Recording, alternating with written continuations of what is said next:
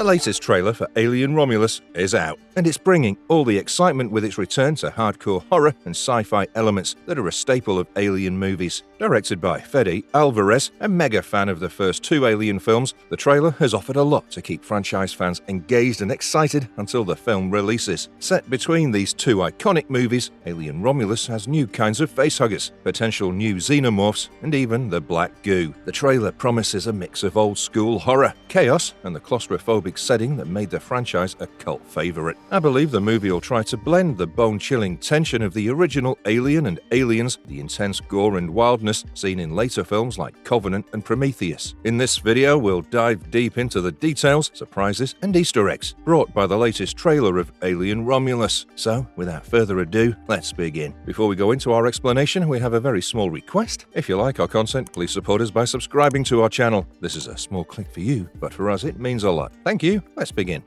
Jackson Star Colony. The final trailer begins with Rain Carradine, played by Kaylee Spaney, asking her friend, Archie Renault's Tyler, if he was sure about stealing highly regulated equipment. The very next scene shows a couple walking through a sea of people in the Jackson Star Colony. Many have speculated that this was Hadley's Hope from Aliens, but Alien Romulus is set in the year 2142 in the Alien timeline, so that's 20 years after Alien, 37 before Aliens. The likelihood that this place wasn't Hadley's Hope was already less. The final trailer put an end to all those speculations. In another trailer, there was a scene where Jackson Star was written on one of the atmosphere processor units of the colony, but it was nearly impossible to read. Now, most of the colonies and ships from the Alien universe are named after Joseph Conrad's books, but Jackson Star isn't mentioned in the books. Interestingly, Hadley's Hope found its name from Curtis Hadley, the founder and first administrator of the colony. This was revealed in the Alien River of Pain book. It's also possible that Jackson Star is also named after someone important to the colony.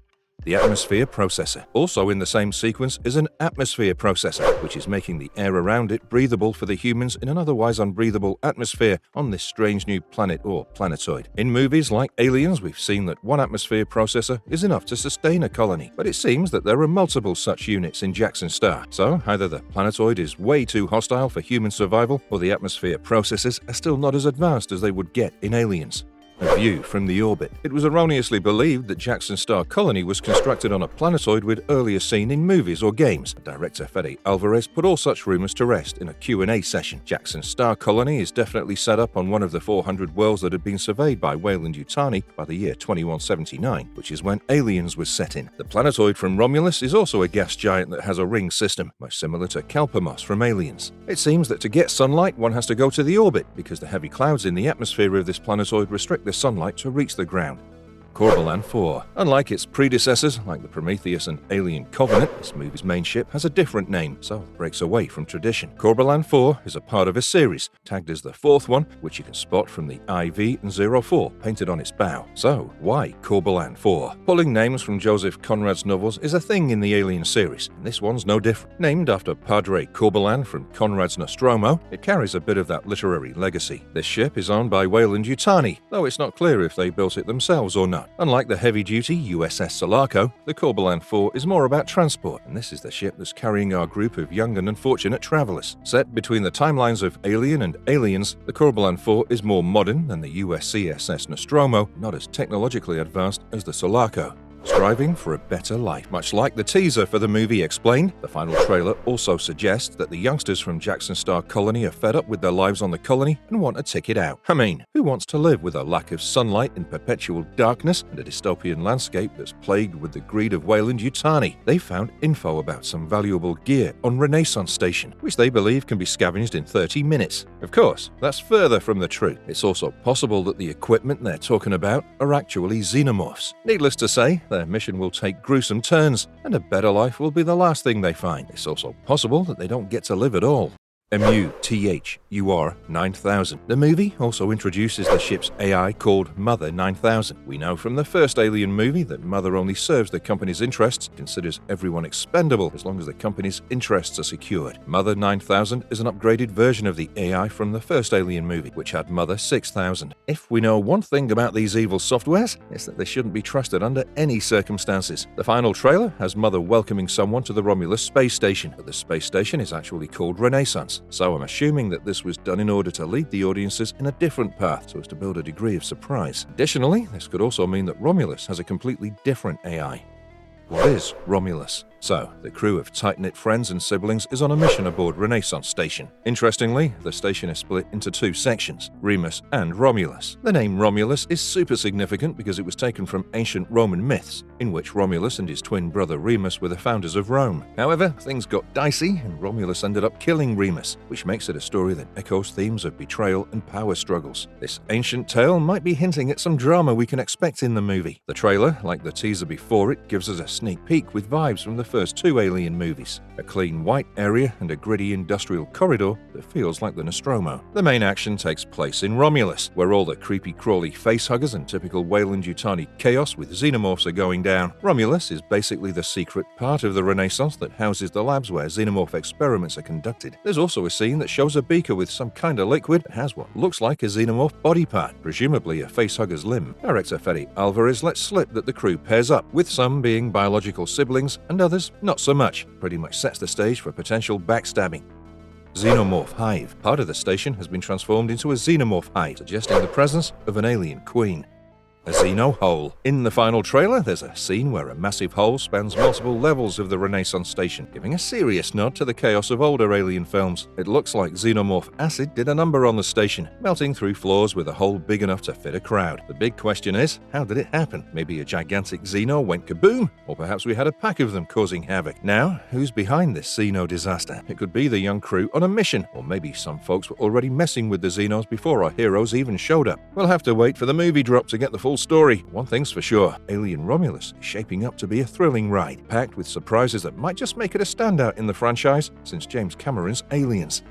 Do we have artificial facehuggers? The trailer for Alien Romulus shows facehuggers popping out of what appears to be high-tech artificial incubation units. Normally, these creepy critters are the second stage in a xenomorph's life and hatch from eggs laid by a xenomorph queen. But it looks like in the Renaissance spaceship, humans have gotten crafty. Of course, Weyland-Yutani has been playing around with xenomorph DNA and cranking out these facehuggers on their own, possibly without the need for a queen. This explains the absence of natural overmorphs in the scene. Remember that eerie red light from the last trailer? Turns out that it was shining from the facehugger production line. As for why these facehuggers look a bit off compared to the ones we've seen before, well, they're not products of nature, but of human meddling, which could explain the differences. And even though there's no queen around yet, it doesn't mean she won't show up before the credits roll. Furthermore, a xenomorph emerges from a wall, which means that they also have some degree of camouflage abilities. And if my guess is right, Weyland-Yutani likely knew about xenomorphs and organized research based on Davis' transmission from Alien Covenant. Bjorn and Navarro. These two are adopted brother and sister who get attacked by facehuggers. Spike Fern's character Bjorn battles a facehugger that's dead set on planting its proboscis in his mouth to deliver a substance that'll brew a chestburster inside him. Additionally, Navarro gets impregnated and a chestburster erupts out of her. The blue mist is back. The blue mist reappears after a long haul and is reminiscent of the original Alien film. We don't know for certain what the exact purpose of the blue mist is, but we're sure that it has something to do with the protection of the early stages of a xenomorph.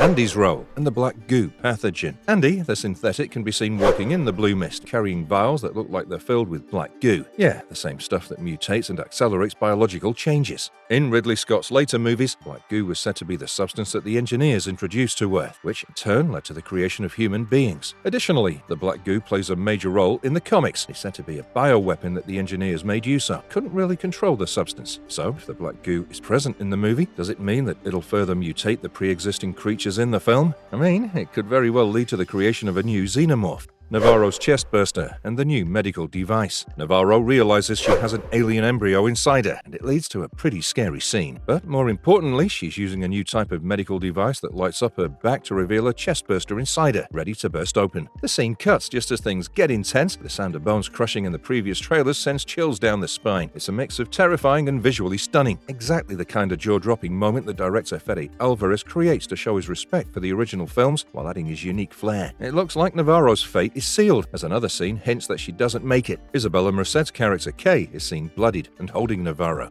Is Carradine impregnated with a chestburster? You see, there's this scene in Rain is stared upon by the eyeless Xenomorph, which absolutely resembles the scene from Alien 3, where the runner Xeno stares at Ellen Ripley but doesn't attack because Ripley was the host to a chestburster. Is it possible that Rain also has a chestburster living inside of her? Why else would a Xeno not attack her? Other minor details. Tyler and Rain Carradine run through a xenomorph hive, as we trying to escape or kill the alien queen. Bjorn uses an electric stick, which isn't something we've seen in earlier movies. Andy's a synthetic and he rolls his eyes. I believe he might be controlled by Weyland-Yutani to do something that he doesn't want to. After all, an android's primary directive includes saving human lives. Rain confronts a Xenomorph with a flamethrower, which is totally a throwback to the original Alien movie. So, these were all the details we could find in the final trailer for the movie. Alvarez is dialing it back to the OG Alien vibe. He's totally and mindfully embracing the classic design elements across hallways, monitors, and engines, leaving no stone unturned to ensure a seamless fit in the Alien universe. He, alongside production designer Namar Marshall, aimed for a strict adherence to the original film's aesthetic, despite the story being set a few years later, which in Alien time isn't much. And if you liked our content, don't forget to leave a like and subscribe to us if you haven't already. Have a good one and be safe. Thanks, everyone.